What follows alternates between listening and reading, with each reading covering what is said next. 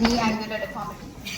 So the pathological ones could be, the reason could be very common in our country: rickets, post-ricketic knee deformity, or tibia vara Blount's disease, some skeletal dysplasia, or if it's a unilateral deformity, always think of a fascial arrest due to some cause like trauma, infection, or neoplasm. So in order to differentiate whether it's a physiological or a pathological, you must know something about the normal development of knee alignment. So you all know that the child is always born with 10 to 15 degrees of varus. At the beginning of standing or walking, there is more varus. Then as the child becomes about, say, 18 months or so, it becomes neutral. Then by 2 to 4 years, there is maximum valgus. And by 4 to 7 years, you establish your adult level of valgus angulation.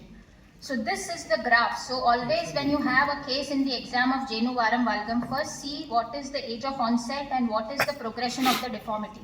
So if it falls in this graph, then it's physiological. Suppose like it's a child of 3 years and has about, say, 6 to 7 degrees of valgus, it is within the physiological range and you don't have to do anything. So first is, in history, you have to know when the deformity is developed and how is the progression. And also ask about the symptoms, because parents will always bring you for the concern of the cosmetic deformity and the appearance. But you all know that they all have some gait disturbances. Like this child with a very, very severe Jenu Valgam is walking almost like with a circumduction gait. You have a very severe Jenu Varam, child walks with a waddling gait, and because of which they can have frequent falls, gait disturbance, functional problems, difficulty in running, their speed becomes slow, and sometimes they have anterior pain or discomfort. So all elicit all this history, not just that the parents have come with just a cosmetic concern. Also, you must find out in each case, for any orthopedic case, you must have the presenting symptoms. You must ask the history regarding history suggestive of etiology, what has caused the problem. So here for the angular deformity, always ask for family history, because some conditions like hypophosphatemic rickets or some skeletal dysplasia run in families, and the parents also will have similar deformity. In our country, ask for the dietary habits, milk allergy, because rickets is a common cause in childhood if they had rickets. Now they may not have floret signs, but it was healed rickets, but will have deformity. And in unilateral case, as I said, if it's a traumatic growth arrest, then ask for history of any past trauma or infection which has led to growth arrest and a unilateral deformity. Then coming to examination, again, always don't focus on the local. First see the general examination. So height and weight are important in knee deformities, because short stature is seen in many skeletal dysplasias like hypophosphatemic rickets, achondroplasia, some other skeletal dysplasia like multiple epiphyseal dysplasia, metaphyseal, they all will present with short stature. So always have height assessment. Similarly, the weight is important, especially if it's a small child, obese child, early walker, very high chance of developing this tibia vara. So this is a child with infantile tibia vara, has high BMI and obesity. So height and weight are important. Again, if it's a case of active rickets, then you will see this generalized signs of rickets. So you have metaphyseal widening, double malleoli, you have rachitic rosary, pot belly, all the signs of rickets. If it's a small child with active rickets, these will be evident, so you don't forget to see that. And ligament laxity is very commonly seen, especially cases with Jenu Valgam, which exaggerates the existing deformity. So the deformity measurement on lying down will be less, but when the child stands, the deformity gets exaggerated because of ligament laxity, and they may have underlying ligament laxity. And I think you all know about the Beaton score. So do all these examination, your elbow hyperextension, knee hyperextension, flexibility of thumb, then the child, make them forward bend and touch the floor with your palm. So all that Beaton score of 9, you must, all this examination you must do to find out if there is any generalized laxity. Also look for any multiple swellings in the body. Sometimes child with multiple osteochondromas and chondromas have these Jenu Varam Valgam deformities. So have a general examination, as we also discussed in CTV. Don't just jump, have this general examination before you do the local examination. And children with skeletal dysplasia will not just have knee deformity, but other limbs also deformity. So check whether the child has any multiple deformities. Then you go to the knee and assess the deformity. So find out first whether it's a unilateral or a bilateral case. Again, because the etiology will be different, the treatment may be sometimes different. If it's bilateral, whether it is symmetrical or asymmetrical, and then quantify the deformity. So by two means, by measurement and by angle.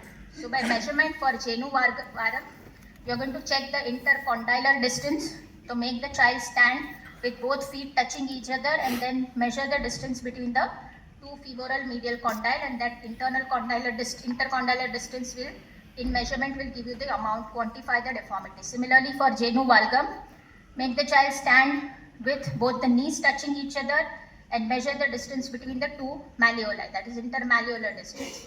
And for the angles, you check the tibiofemoral angle. So with your goniometer, with the center of the patella putting the center, and then one limb across the axis of the thigh and the other limb across the leg axis, and you measure the actual angle. So this is quantifying the deformity, intermalleolar intercondylar distance and actual tibiofemoral angle. Then you want to know where is the site of deformity. The examiner always asks you whether the deformity is coming from femur or from tibia. So the method or the test to do is the knee flexion test. So this child who is having a Jenu Valgam deformity, you flex the knee and see. So by flexing, the deformity is almost disappearing. So that says, where is the deformity coming from? Femur. And why does it disappear? Anybody? Yeah, so when you are flexing the knee, it is the posterior condyle which is articulating, which is not affected because it's not in the weight bearing zone.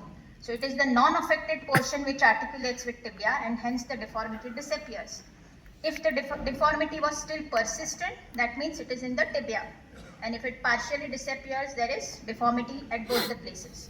So after knowing the amount of deformity, this test will give you the site of deformity, because that is where you want to address. If it's a femoral deformity, you have to do something to the femoral distal femur physis or do an osteotomy in distal femur. So site of deformity is important. Again, many times the confusion in infants or very small children is whether it's a physiological varus or it's an infantile tibia varus.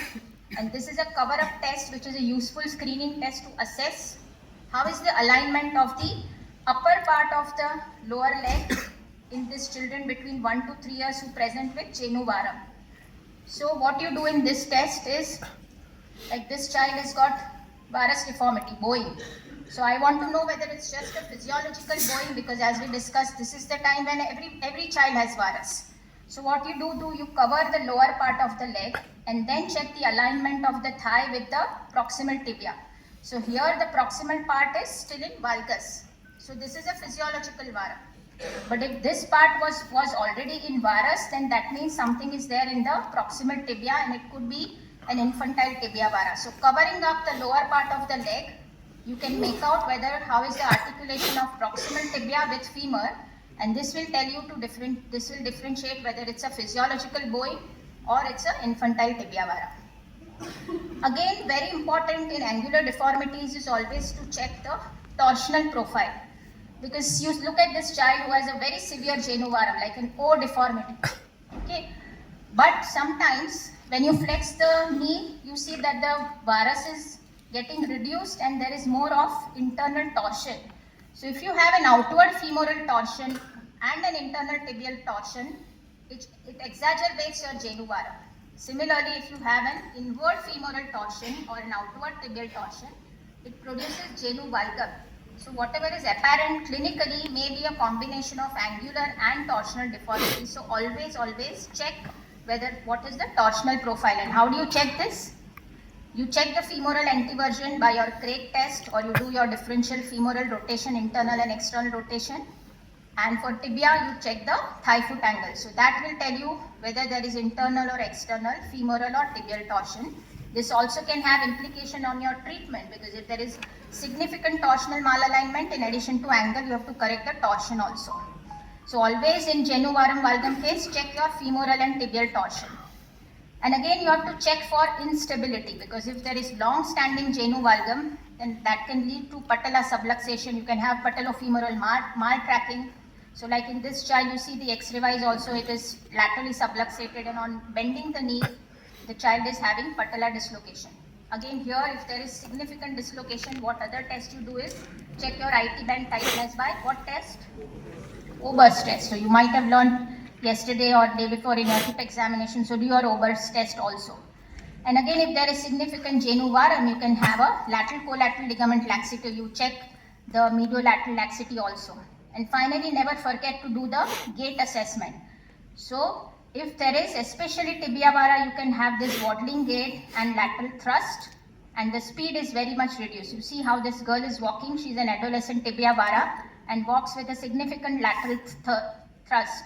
And if there is genu valgum, then you can have a circumduction gait as I showed you in the beginning. So this is overall very crisp, but all these points if you cover, then you have covered your genu varum valgum deformity. So what we learned, quantify the deformity by measurement and angle, do the test of knee flexion, or in infants doing the cover-up test to know where is the deformity, and then do additional test about the torsion, check for instability and check for gait. So these are some of the points which you do, then you are completing the examination in addition to general examination. Very, very important next question in the exam will you ask is about the X-ray, what X-ray you take, and here it is very important to have a full length X-ray to quantify the deformity. So scanogram, what we say, is actually a full length standing X-ray AP view from top of iliac crest to the ankle, but it should be with both feet on the floor. If there is limb length discrepancy, you use a block so that both are at same length. Both knees should be in maximum extension, patella should be facing forward, and the beam should be at the center of the knee and roughly at about 10 feet. If it's a very obese child, you can't make him stand completely, then you do one leg at a time. But if you do this standard X-ray with this all points, so when you are asked in the exam, say I will do a full length AP standing X-ray from iliac crest to feet with knees in extension and patella facing forward. That should be your answer. Only if you do a proper X-ray, then your quantification and assessment of all the angles will be proper. So this is how it will look. And if, as I said, if it's a very obese child, you can do one at a time, and then you can, this is standard from the exam, you should know about the normal angles, the LDFA, MPTA, what all these angles are, mechanical angles, and this you can read up. So what is the deformity, where is the mechanical axis going, all these measurements you will have to do if you have a proper X-ray. In addition, if there is an infantile tibia vara, what you check is a metaphysiodiaphysial angle. So this is the axis of the diaphysis, perpendicular that, and the metaphysial angle, and you measure this angle. If it is more than 16 degrees, then it is a tibia vara. So the deformity is in tibia, and many times you see in adolescent age group, children who present with genu varum actually have a tibia vara. So the metaphysiodiaphysial angle is important. Again, on general X-ray, you see this signs of active rickets. This will not be seen in all cases because majority of the time are the ones who come as healed rickets, but these are the ones who have this cupping frames playing. Sometimes you have something in the proximal tibia like a fibrocartilaginous dysplasia or something which can again lead to tibia vara.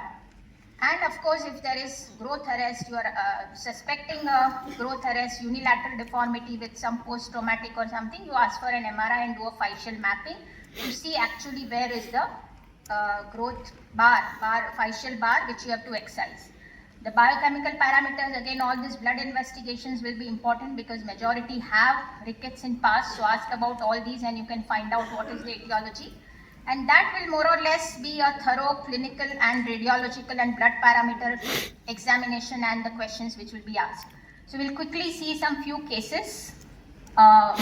So this is all genu varum which comes in very small child, 1 to 3 years. So this is a 1.5-year-old female child with bilateral genu varum, relatively symmetrical, probably having both in femur and tibia, but the stature is normal, there is no lateral thrust, and that's a physiological bowing because the angle, though more than 10, everything else appears normal, no signs of rickets, and this can be left alone, just observe.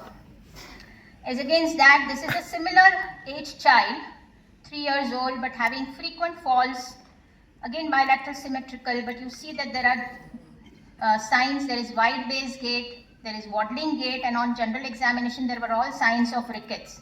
So this was the X-ray of the child showing classical rickets, and the parameters also were matching and had to be treated for rickets, and that if you treat at this age, then the deformity spontaneously corrects.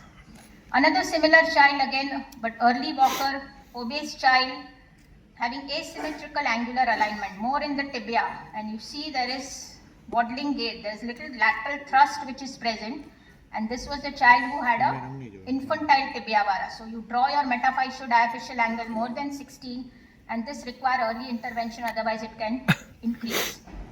As against that, this is now a unilateral deformity. The child 22 months, had a progressive deformity of the right leg with a right genu varum. History of knee X-ray, there is distal femur medially has arrested and it is going into varus. So unilateral cases, always think about physeal bar due to trauma or infection, because otherwise generalized cause will have bilateral affection. And the last case, which you routinely get around this age, about 10-year female premenarchal with walking with bilateral genu valgum, mildly elevated alkaline phosphatase, and this was her X-ray, and this required growth modulation, because at this age, this much valgus is not acceptable. So this is in nutshell a very, very again easy case.